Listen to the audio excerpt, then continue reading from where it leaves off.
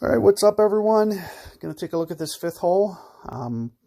What we're going to do on this one is very dependent upon the wind that they give us. Sometimes they set it up to drive this green. Sometimes they don't. And this is one of the times that they finally don't. So it seems to be almost a theme when we get this one, that they may set it up to be a little bit more aggressive. This is one of the times where it's not. So, best shot that I recommend with side wind, it's hard to say. It's hard to say. I do like, keeping the ball over here.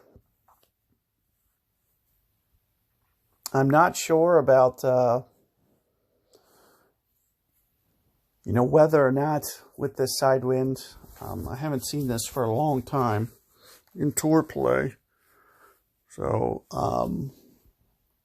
I can't remember offhand whether or not we could even stretch, with maybe like a berserker and try to get it up as far as possible.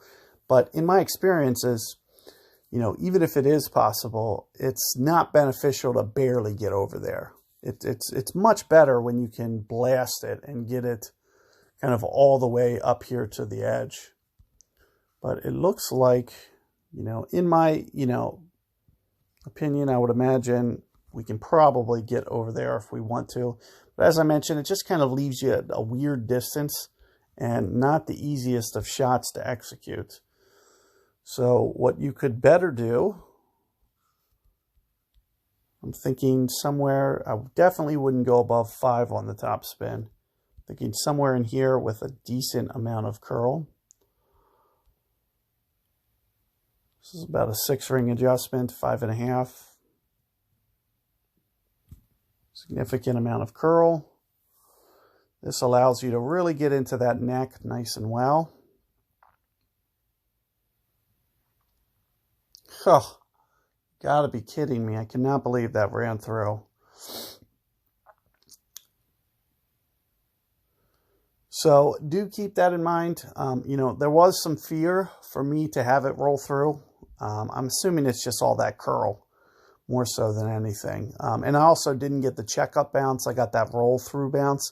But you always want to kind of set your distance up to kind of accommodate that long rollout bounce. Which means that if you get that checkup bounce, you'll typically be maybe 15 yards behind. But you do want to make sure that you're setting up your spin so you never get a rollout like that. But as I mentioned, with all that extra curl, it typically ends up adding just a little bit to the ball guide that you really don't typically get on a straight approach. It just creates kind of like an extra momentum on the ball. I was hoping, with this wind, and, I didn't feel like I was keeping my ball guide overly aggressive, like towards the top of max club there.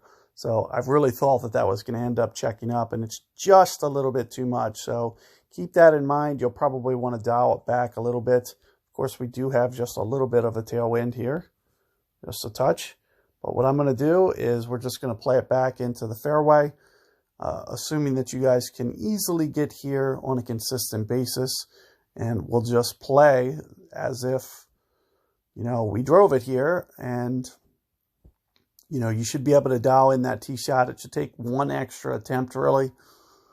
Now that I see that that can be a little bit too much aggressive, maybe dial back to 4 straight 4 on the top spin there. So one thing that you'll want to do is you will want to size this up, because of the fact that you can be at mid club, you can be at max. It's really just going to be based on how long your drive is. So the amount of ring play that you'll need to do is going to differ, from time to play. You can see I'm putting the ball guide in the hole. That's going to help me to start to get this dialed in. I'm thinking maybe 8.0 here in this case. This is kind of, an overplay for wind effect as well. I caught a great ball anyway. So, treat it as I went 9 rings, and I know that it's too much now. I've played this one many, many times.